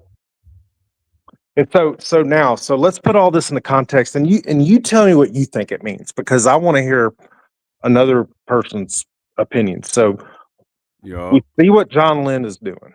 Okay. Assembly, Quebec, merchants, lodges, Society stuff. And what's the one you told me with C.C. Pinckney? What was that one? He was getting assigned as a merchant for something called special juries. Yeah. So the court system, the Masonic, the churches, and the merchants. We have to, because you made a good point in the last one that the merchants were. So all the. You mentioned something about when we were talking about McLeod and how it was a financial hub and they had to disperse money here and there. Well, maybe that's kind of what they were doing. Yeah. Maybe that was just one of the and then they get the package with the money or the goods or whatever, the information, whatever the hell it is. But I think that's exactly it, because I don't think this means court necessarily. I think this means commerce, like merchants qualified to serve on special juries. I couldn't find an answer, but my immediate thing is this is some sort of commerce situation. He's being appointed as some sort of official person of commerce. Yeah. So all the cookie jars in town, he's got his finger in. Yeah, I mean, I know they're filing with the court, but what I'm saying is I don't think it's a jury as in like a court jury, right? Like I think this is some sort of he's the official. I knew what you were saying. Yeah, I knew what you were getting at. That's a very good point. It very well could have been that, because because you have to remember it's Canada, so they're going to use words different, I guess, than we do. It's the British. They always got silly definitions. I mean, but what is it? Fries or chips, cookies or biscuit? I mean, come on. I do like the way they curse. I brought back I was deployed with some Brits and some Aussie Air Force folks. Actually, Brits are really cool. I love Brits, by the way. I'm not hating on Brits. No, Brits are very cool people. I came back from a deployment with those folks, with a whole different, verbiage of curse words. So they don't fly in America. You just can't go around dropping C words. Oh, tosser, man! Shoot, I love calling people tosser. Because when you break the language barrier or cultural barrier to insult somebody, man, you mean it. So when you call somebody a tosser, they get a whole different set of curse words over there. I enjoy it, but And it's a beautiful country. I mean, let's admit it. It is. They have cool history just like everybody else. So yeah. When I'm hating on Britain here, this is like 1805. This isn't now. We're the original Brexit. Yeah, basically. So when you John really Lynd, break he's doing it down, stuff. What's that? When you really break it down like that, you're not too far off. Yeah, we're Brexit 1776, but right now we're talking 1790 in Quebec, and John Lynd is doing the Masonic stuff. He's doing the merchant stuff. He's doing the attorney stuff. He's doing the notary stuff. Yeah. Life is great for John Lynd, man. He's accomplished all his goals. He's moving and shaking. December 4th, 1790, he does business with a James Davidson. Yeah, James Davidson. Look, you can argue that it's not the same James Davidson, but when James Davidson's son is Adam Lynd Davidson, which means that Adam Lynd Davidson's mother's last name was Lynd, because that's how they did it. Your middle name, surname. So even if he's not the same guy, out there, Brad. I couldn't hear you. What were you saying about the Davidsons? This is connecting back to the Davidsons in North Carolina, right? Yeah. So one of the guys in the will in Rowan County was a fellow by the name of Adam Lynd Davidson, which means that his mother's last name, surname, maiden name was Lynd, because that's how they named it. Even if it's not the same exact guy, the fact that you have a Davidson, yeah. It's the same Davidson family of the Society family right here, but we got General Davidson, right? Well, according to AI, said the only places in the world in the 1700s that had both surnames were Quebec and Rowan. You were cutting out there again. I'm not sure it was my end or not, but yeah, you were saying the only two surnames. Yeah, so this is another connection Quebec back and there Rowan, to the Lynds and the Davidsons, then, right? And again, another Society family, right? Look, man, the Lynds and Davidsons, the further down history you go, the 1830s, 40s, 50s, these families ended up in Ohio together. I mean, the Lynd and Davidson pairing does not end after this narrative; it keeps going. No, I think these are great examples. Again, you're tying families from North Carolina to Quebec and society stuff going on around all this. Whatever the hell is going on here, right? Oh man, shoot. Well, what's your take on all this? So I've kind of laid out the timeline, what John Lynd was doing up there in Canada, how he came from Rowan, all the things he accomplished, and then he gets a big 400-acre land grant, and then just abruptly leaves and goes down south where he already has connections. So, like in your own words, as they would say, JJ. I mean, all of this makes sense to me. And again, this ongoing civil war within the society. So we're talking areas, again, Quebec and New Orleans, that would later become what you would call the loyalist operations centers financially, and operations center for the Civil War, for the Confederate Army. So the Confederate Army was being largely financed out of Quebec by British and European interests. And then it was the operations center for a lot of their activities, and a port that was heavily used was obviously New Orleans, right? Oh yeah, and so, but once we start talking about all these different factions and zigzagging, between everything, it's kind of like, man, is this even about countries at this point? Does this really have anything to do with England, France, and Spain at this point? Because it seems like they're all kind of friends in some instances. Yeah, they're all friends. They all agree that they hate America, right? Yeah, and they probably they can hate it for different reasons. They can hate it for the liberty aspects. They can hate it because they want the money. They because again, these English, these British, French, and Spanish factions you're representing, the royal lines of these places, right? They viewed America as a franchise. They got cut off from their franchise, so they want that money back. Oh man, we're Walmart, man. Yeah. Oh yeah. That's probably what it was. So it makes sense to me again to see all these society families when you see the Davidsons, again with the Lynds, the North Carolina, the Quebecs, all this stuff seems to jive within this framework. So it makes you wonder, really, did the Davidsons and Lynds go back even before that? It's certainly possible. It's certainly possible. So and this is where Lynd becomes a member of the British Army there, captain, huh? But you know what he did, because it really didn't say on, because he's on two military records, one in New Orleans, one in Quebec. Quebec was 1800, and then New Orleans was 1807. But it didn't really say what he was doing. What his mission was, what the company's purpose was.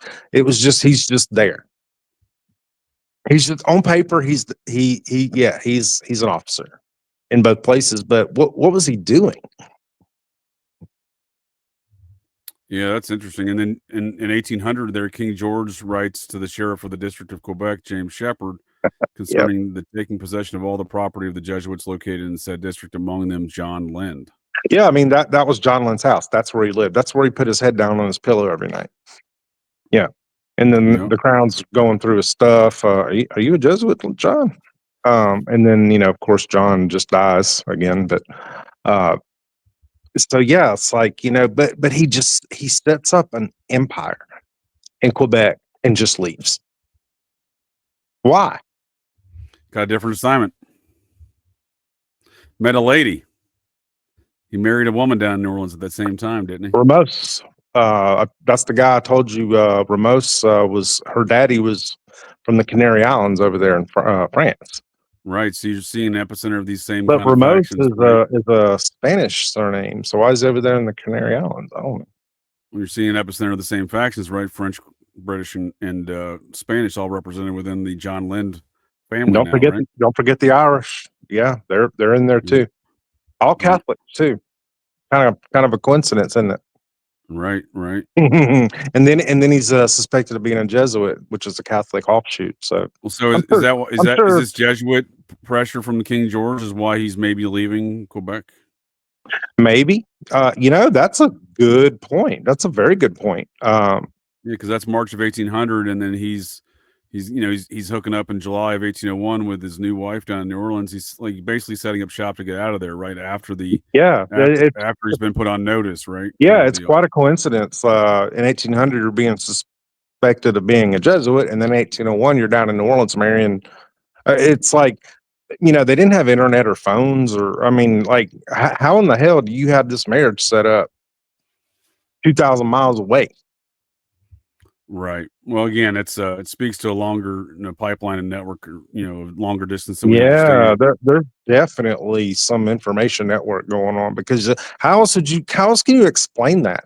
Well, you leave your empire, go down south, and immediately marry a very powerful man's daughter, and immediately get involved with more society business between Guy Duplantier and General James Wilkinson.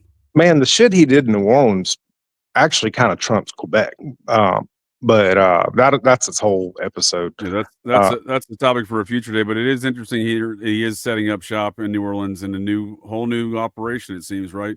Just kind of pick up and go, and doing so after King George kind of put him on notice with the local sheriff there in the district of Quebec. So it seems like maybe that was a good connection. Good job on that. Yeah, I kind of sometimes I miss stuff. No, that's for sure, man. It always helps to have someone look over your notes and see what they see, right? And that seems like that was possibly the triggering event that caused him to start, maybe again he didn't just pick up and move on himself, but on his own accord, but maybe start the a new operation, but they're doing it in New Orleans, and who they're doing it for, who knows? Because like you said, he's getting on notice from King George. He's doing Jesuit stuff, although he seems to be doing loyalist stuff for the Brits. That's while what marrying I'm saying. a Spanish woman who was from the French Canary Islands. It just doesn't make any damn sense. Yeah. He's all wrapped up in the Society of Cincinnati. Yeah, and then of course, like I kind of said earlier last time, people might be thinking, "Man, this is interesting," but what the hell does this have to do with Miniere? This is about Miniere, right? That's the name of the series, and just be patient, everybody. It'll come out.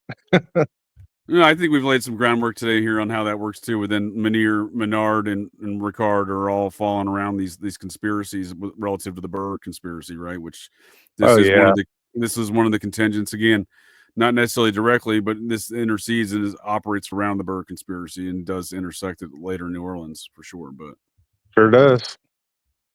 Yeah, sure does. These are those same years prior when they're falling around. Like when they're falling around, when Minyard, Miniere, and Ricard are all falling around Theodosia Burr and more the direct Burr elements, maybe you got a team following Lyndon gang around, right? Maybe Lynn's on that team and does turncoat, right? Or maybe Lynn was the team. Maybe Lynn was the team. That's what I'm saying. And he goes Benedict Arnold about the situation, but we don't really know that because we don't know who Lynd worked for. Yeah, because like I said, he's good buddies with Andrew Jackson, but Andrew Jackson's also good buddies with Aaron Burr and William Ricard. Very good buddies with William Ricard. Yeah, right. He's doing alterations on his uniform. I'm sure they were at least casual acquaintances. And it's never without mistake to mention that Ricard was not only a spy recruiter for Washington. It seems. He was also the man who presided over his Masonic funeral, correct? Yeah, the Masonic funeral mentions the Society of Cincinnati, which is how I found you. It's like, well, what's Society of Cincinnati? Whoever wrote this article thought it was important because they put it in there. Right, and that was an article from that time in Tennessee, right? Yeah, Nashville, Tennessee, which is interesting too, that it was published there and nowhere else. Why? Why wouldn't every paper in the country run? That's kind of important, right? The president died, George Washington, and just there may have been one up north that ran it too, if I'm being fair, but it was not something that was run in every paper on multiple occasions. It was just like, you got to dig for the two I found. I had to dig for. It wasn't just front page news. Sure. No, I think that is an interesting point. So it's like, yeah. So who was there writing the article and then submitted it to the newspaper, and then the newspaper decided to print it? Yeah, you bring up some interesting questions. I'm gonna have to look to see how widespread that was and was not reported, because you do bring up some points that should have been everywhere, right? And you made a really good point about the newspaper ads last time about how it could have just been some sort of message. Oh yeah, coded messages for sure. So, yeah, that's how you announce things. So what do you think about this? So in 1804, which is incidentally the same year Ricard moved to Charleston, because Miniere had been there a few years. So Miniere runs an ad in the paper, which was very common, unfortunately, for slaves, but they'd had runaway slaves, people want their freedom, and then they'd post ads saying, hey, if you see the slave, this is what they look like, bring them back to me and I'll give you a reward. So Miniere posted an ad for a runaway slave, but it was interesting though, because he was very specific in the ad about where, in fact, I can read it to you, but just the north side of the goal, which is Ogal, which is the jail by the subscriber's residence, on the east side of this street. Like, he was very specific on, like, it's almost like he's giving an exact address. So it's like, is he just telling Ricard, okay, this is where I have, like a dead drop, I guess, this is where I have the information, because he'd been there for 4 years, so he'd been tracking the Austins for a while there, in Burr's daughter and whatnot. So was this ad in the newspaper just Miniere telling Ricard, this is either A, where we're going to meet, or B, where I've dead drop the information that you need? I think you've explained that concept very well. That's exactly what I think was going on.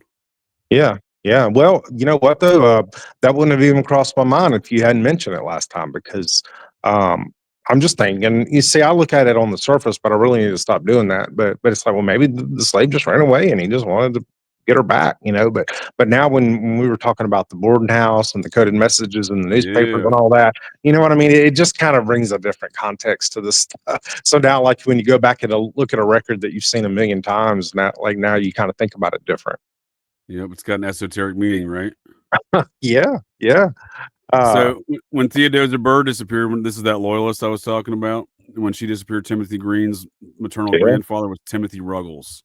He was a general in the British Army here in Massachusetts before the war, and then exiled to places like Quebec and Nova Scotia, after at the early onset of the war. Yeah. And so it just comes back to the question, or the point, where this isn't Spain versus France versus England versus America. This is something else. Right. Yeah. Because there's too many hands in the cookie jar.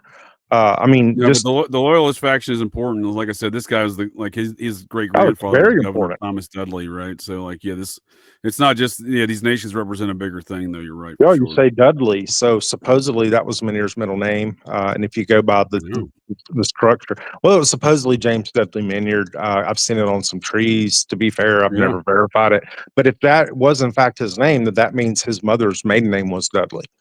That'd be interesting. Yeah, but Dudley, that's come up just because of that. But yeah, Dudley's a very prominent Scottish surname, I believe. Yeah, it's Scottish. Yeah, and then you're right. Burr did have some children with one of his servants. Yeah. Mary Emmons here. Which I'm sure more than one of those guys. Like I said, be fair. Colonel Jefferson. Meet Colonel John Jefferson from the Union Army of the Civil War. This was Thomas Jefferson's grandson through his Thomas father. Jefferson's grandson fought for the Union? Yeah, so his father was pro-slavery. That's very you gotta listen to the tale here, Brad. So his father, like I was saying before, Thomas Jefferson freed his children from any slavery when he died. and that with Sally Hemings, right? Remind me to Sally tell you Hemings something about some correspondence between Lynd and Jefferson towards the end of Lynd's life, because that was a very interesting correspondence. Didn't mean to cut you off there. Just remind me. No, you're fine. No, I know what you're talking about. I thought we were going to leave that for the New Orleans discussion. We can close that out here with this. Yeah, with that's that, true. with Yeah, you know what? That's actually a good idea. Let's save that one. No, we can tease it here at least at the end here, but it's because we're already talking the Jeffersons, right? So, not the 70s sitcom moving on up Jeffersons, but John Wells Jefferson. On that too. Jefferson. That's what they had in common, I guess. So yeah, well, so Thomas Jefferson had children with Sally Hemings. One of those sons that he had, that was this man's father, John Wales Jefferson. So his paternal grandfather. Wait a minute, did you say Wales? Wayles, Wales. Well, the guy that did the second survey in Franklin County, Georgia, because the first survey went towards the natives. But there was so the land dispute in Franklin County, Georgia. There were two surveys. There was one where they came and sided with the natives, but then the second guy came down and he's like, "Well, wait a minute, treaty in New York. We have to, that was the law. We have to honor it." And his name was Levin Wales, who later was an officer in the War of 1812 for Mississippi. Yeah, so I'm wondering if that's another society family. Yeah, but Levin Wales is we haven't talked about him yet, but he's a major guy in this story. So I'm wondering if he's related to this Wales. Sorry, I didn't mean to derail you, but I just when you said Wales, I'm like, wait a minute. It's the same family. It's a society family. Not Martha. Thomas Jefferson's wife. I can't think of her name right now. She was a Wales. Mrs. Jefferson, I think was her name. Yeah, That's right, Mrs. Jefferson. She was Mrs. Wales Jefferson. So that's where this Wales comes from. So yeah, this is Thomas Jefferson's mixed heritage here with his servant Sally Hemings, who was actually Hemings was the daughter of Wales's. So this guy's a Wales. I'm explaining the Wales thing here. So Thomas Jefferson's father-in-law had children with his slave and servant there, who so that slave and servant, the daughter of that relationship was Sally Hemings, so she's a Wales already, right? From that situation, right? Yeah. And so then she then has again, it's not inbreeding, it's pretty damn close, because Thomas Jefferson marries Sally Hemings' half sister, right? And then has children with both of them. Okay. Right. Yeah, I'm just reading this little thing here. Yeah. So this is his grandson ends up becoming a Union officer in Colonel Jefferson, and then you have his other biological grandson through his daughter, right? And this is the man he raised. Big damn family feud, like you said, man. Exactly. This is the man he raised as his own son, because when they lived in the White House with him growing up, because his daughter served as the first lady, because Thomas Jefferson's wife had already passed. So and off after his grandfather, but he was a colonel in the Confederate Army. So yeah, you got the family feud situation popping off. Yeah, but yeah, John Lynd. You there? Yep. John Lynd definitely knew Thomas Jefferson, didn't he? And that's where we're going to be discussing in the next volume, right? Oh man, that's like 2 years before Lynd died. So that's after all the events in New Orleans and some other stuff I told you about today. I found John Lynd in a very unusual place in 1805, but I'm not going to spoil it. But yeah, we just basically have a guy that built an empire in Quebec and then leaves and comes to New Orleans connected the minute he gets in town. And it's just, and then later he's writing Thomas Jefferson. I mean, so you mean to tell me you go from just being a notary public in New Orleans, which, it's not a slouch job by any means, and then towards the end of your life, you're corresponding with the president or the ex-president about a very sticky topic, which I'll reveal later, but it's like he just rose through the ranks pretty quick. Oh, I mean, he's connected from day one, from Constant Freeman to going forward up there in Quebec. He's definitely connected all over the place, right? All over the place. He's somehow, any way, shape, or form, most of the people in this story are John Lynd is connected to him. for sure. Sure. Yeah.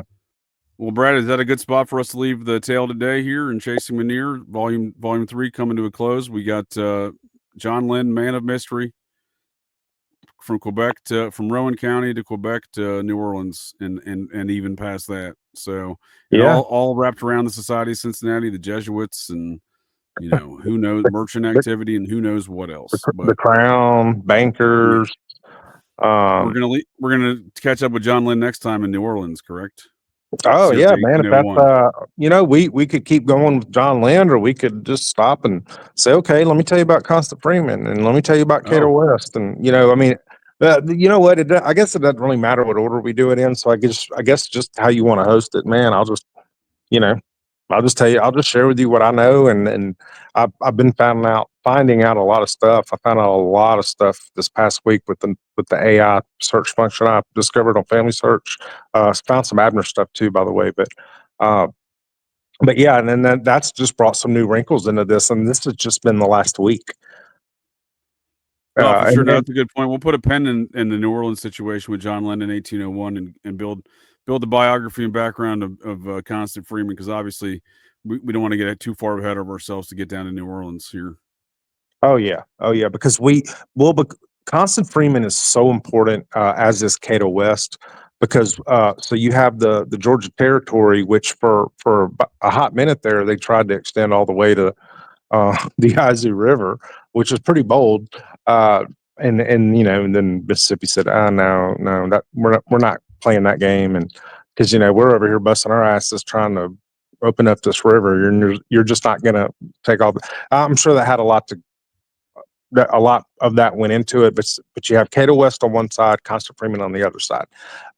What I think they're doing is they're basically trying to stop, not necessarily westward expansion, just they're trying to control westward expansion and leverage it for their own advantages, as we'll see later. But Constant Freeman is in Georgia for a reason. Like, he just didn't leave Quebec and go down to Georgia and become. I mean, basically, he was there. He was sent there by George Washington to straighten out Georgia, because Georgia, the politicians were so corrupt. They were involved in the land schemes, and he was there to basically hold them accountable. And they were also trying to start, or not start, but they weren't doing anything to circumvent or mitigate riots with the natives. It's almost like they wanted there to be hostility between the settlers and the natives. What area of Georgia was this? All of it. Yeah. Oh, you mean where was Constant Freeman? Yeah, where was he at? I think he posted up in Savannah, but where he was, where he spent most of his time or whatever. But as far as just officially, he posted up in Savannah.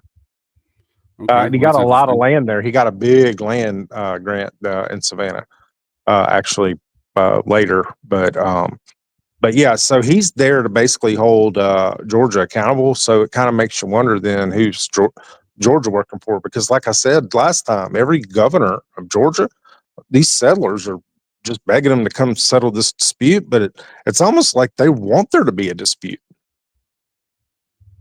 But yeah, Georgia. So Constant Freeman and Cato West are very important in that narrative. Very important. You also need to consider what's going on in Society of Cincinnati, because again, we're talking Society of Cincinnati members going all around the Quebec to New Orleans to Georgia to everywhere here, right? So you gotta wonder what else is going on around their Society of Cincinnati wise. And I don't know specifically what's going on in Savannah, but upriver in Augusta, I know some Vance folks for the society that were setting up shop down there in Washington County, Georgia. They're in the Augusta region. Yeah. Oh yeah.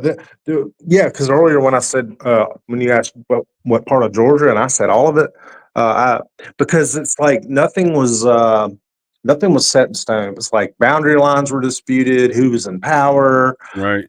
We have basically not anarchy, but just chaos with the government not regulating the friction there, and so Constant Freeman was there to put a stop to the hostilities between the two sides, the natives and the settlers. And he was also there to hold the government accountable. And I guess he had the power to do that because he was sent there by the the president. So he had that in his back pocket. So it's like if Georgia wanted to fight it or resist it, it's like then it would be basically an act of war. But it got to that point. It was so bad that George Washington had to send Constant Freeman down there. Yeah, I think that's interesting. Yeah, I mean, so he's obviously an important character, right? Like on and above his military duties underneath Henry Knox, like he's a key character in the. He's in the top five. He is in the top five for sure. Yeah, for sure. And then we haven't even talked about his dad and who, after Constant Freeman's mother died, who his dad remarried. It was some lady that had just she was recently wedded, and she was married to this artist guy with a sketchy history who was from England. So it's just like the family he married into was just weird. But yeah, it was just a weird time. All these different factions, all these different countries, and it kind of makes you wonder: is it even about what country it is at this point? Yeah, I mean, it seems to be an argument that predates these countries' origins for sure. I agree with you on that. But those are some good notes there on Constant Freeman. It's an interesting character. I'll look at his genealogy, see what I see for the next volume as well there, Brad. But I appreciate the tale, and I appreciate your time, sir. And this is a great, I appreciate you incorporating me here on this journey and learning all of these details as well, because this is a very unique tale for sure. Very society, Cincinnati, American history focused, unique tale for sure. Yeah, it is. It is unique, and like I said, I wasn't expecting this. I didn't go into this looking for this kind of stuff. I was just trying to find out, what my grandpa was up to, and here we are. Here we are. Right. Well, I'm glad you did there, Brad, and I'm glad you could join me here today for Volume 3, and I look forward to the next one. Oh yeah, it was a lot of fun. Let's do it again soon. Yes, sir. All right. Well, that's it. That's the show here, folks. So the next time you're out on the town, visiting your local watering holes, or perhaps just meandering around, and you hear the unmistakable sounds of metal clanking, and you spot signs of a disturbance, but check your six. Look in that garbage can, 'cause you never can tell. The GCDs may be loose in your town.